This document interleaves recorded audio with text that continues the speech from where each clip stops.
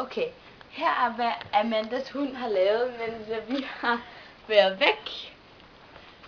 Jeg har taget noget af skraldespanden som det første.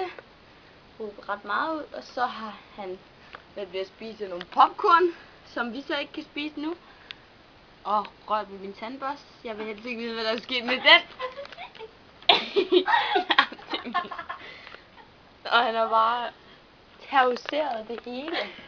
Den voldspsykopat, den hund. Ja, ikke om Milo, det var ikke godt.